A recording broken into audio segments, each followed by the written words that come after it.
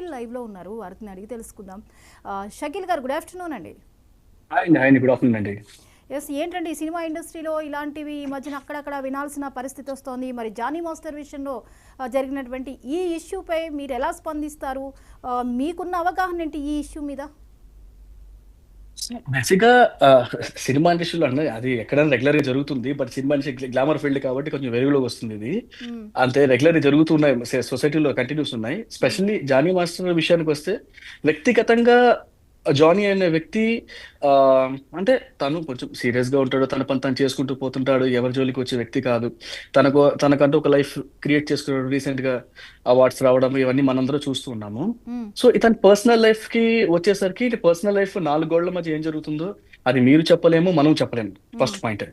అయితే ప్రతి కేసుకి ఏంటంటే, సపోజ్ ఇప్పుడు ఆ అమ్మాయి వర్షన్ వినేసి కంప్లీట్ గా అన్ని న్యూస్ ఛానల్స్ కూడా ఆ అమ్మాయి వర్షన్స్ లోనే మాట్లాడుతుంది, అన్ని న్యూస్ ఛానల్స్ కూడా కదా కదా అంటే ఇప్పుడు జానీ మాస్టర్ వర్షన్ ఏంటో అతను బయటికి రాకపోవడం, చెప్పకపోవడం వల్ల మనకైతే అర్థం కావట్లేదు.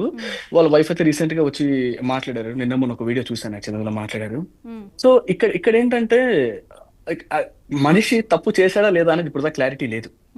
ఆ అమ్మాయి చెప్పిన దాని మీద ఆధారపడి మనం చేస్తున్నాం, అంతే కదా. అందరూ డెఫినెట్ గా మన సొసైటీలో ఒక అమ్మాయి కేసు పెట్టుకుంటే ఫస్ట్ అమ్మాయి కేసుకే ఇంపార్టెన్స్ ఉంటుంది, ఇంపార్టెన్స్ ఇవ్వాలి కూడా. అలా అని చెప్పిందంటే దాన్ని అది రైట్ ఆర్ రాంగ్ అని తెలుసుకొని జడ్జిమెంట్ ఇస్తే బాగుంటుందని నా ఫీలింగ్. అంటే రేప్ కేసు అనేది ఎప్పుడైతే పెట్టారో అప్పుడు ఆటోమేటిక్ గా సీరియస్ అవుతుంది, ఆ ఇష్యూ సీరియస్ అవుతుంది. 100% అవ్వాలి కూడా అండి, సీరియస్ అవ్వాలి కూడా. అంటే ఈ ఇష్యూ ఎప్పుడైతే వెలుగులోకి వచ్చిందో అప్పుడు జానీ మాస్టర్ కనుక వెంటనే రియాక్ట్ అయ్యి తను ఏదైనా ఒక మెసేజ్ అన్న వీడియో ద్వారా అన్న చెప్పుంటే ఒక రకంగా ఉండేది. అజ్ఞాతంలోకి వెళ్ళడం, మళ్ళీ అక్కడికి వెళ్ళి పోలీసులు గాలింపు చేసి తీసుకురావడం, ఇదంతా కూడా ఏంటి, ఒకవేళ జానీ మాస్టర్ నుంచి కూడా అమ్మాయి చెప్పేది కరెక్టేనేమో అన్న వాటికి ఊతమిచ్చే పరిస్థితి వస్తుంది. బట్ మీరు అన్నట్టు ఏం జరిగింది అనేది వాళ్ళకే తెలుస్తుంది. అయితే ఇప్పుడు జానీ మాస్టర్ కూడా నాకు ఇలాంటి వాటికి నేను పాల్పడలేదు, నేను నిజాయితీగా బయటకు వస్తాను అన్నటువంటి స్టేట్మెంట్స్ ఇచ్చినట్లుగా తెలుస్తోంది. అంటే ఒక వ్యక్తిగతంగా మీరు ఆయన గురించి విని ఉంటారు, చూసుంటారు. ఇలాంటి చేశారు కదా మీరు ఆయనతో క్లోజ్ గా ఉన్నప్పుడు. కానీ అమ్మాయిల విషయంలో ఆయన ఎలా ఉంటారు అన్న దాని మీద మీకున్న అవగాహన ఏంటి?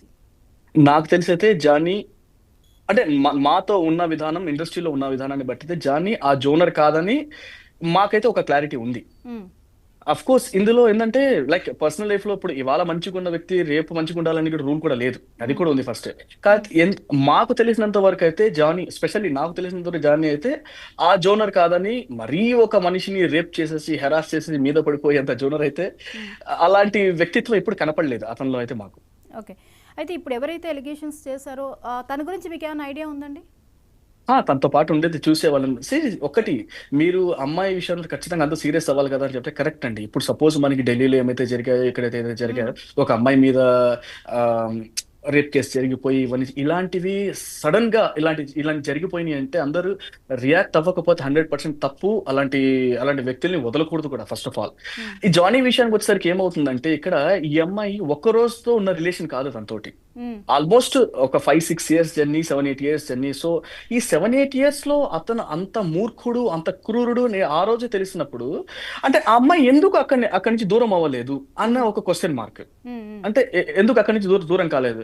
సపోజ్ మన రీసెంట్ గా 2-3 years బ్యాక్ ఒక ఇంటర్వ్యూ చేసింది అమ్మాయి తనతోటి.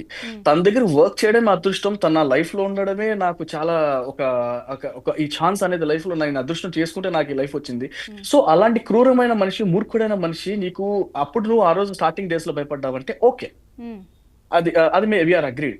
ఇప్పుడు రీసెంట్ ఉన్న సిచ్యువేషన్స్ లో నువ్వెందుకు, అంటే ఇప్పుడు రీసెంట్ పెట్టిన మైక్ నువ్వు హీరోయిన్, తను కూడా హీరోగా కలిసి చేసిన హీరోయిన్ కూడా చేశారు, అతనే చేశాడంట మొత్తం. సో అతను అలాంటి నీచమైన వ్యక్తి ఉన్నప్పుడు నువ్వు అతనితో ఎందుకు ట్రావెల్ చేసావు? ఫస్ట్ పాయింట్, ఎందుకు ట్రావెల్? మీరు అలా ఆలోచించు. ఇప్పుడు నిజమైన ఒక వ్యక్తిని, ఒక అబ్బాయి ఎవరైనా ఫోర్స్ చేశారంటే ఒక అమ్మాయిని, ఆ అమ్మాయి నెక్స్ట్ డే ఆ కాంపౌండ్ లోకి వెళ్తుందా? అవును, వెళ్ళరు కదా, వెంటనే రియాక్ట్ అవుతారు. ఇప్పుడు ఇబ్బంది పెడుతున్నారు, ఇమీడియట్ గా ఇప్పుడు ఈ చేసిన పని అప్పుడే చేసుంటారు కదా అనే ఒక ఆలోచన వస్తుంది. మీరు అన్న పాయింట్ కరెక్టే.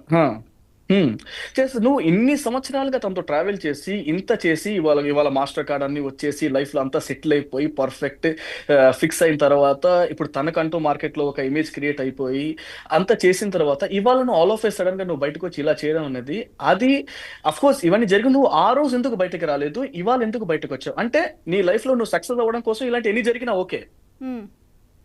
అంతే కదా. ఓకే. ఖచ్చితంగా సార్. సో ఆ రోజు నువ్వు అంత డేర్ గా నువ్వు ఉన్నావు. ఉన్నప్పుడు ఆ రోజు ఎందుకు బయట నేను నిజంగా చెప్పాలంటే ఇప్పటికంటే తను అప్పుడే డేర్ గా ఉందని అర్థం. ఓకే.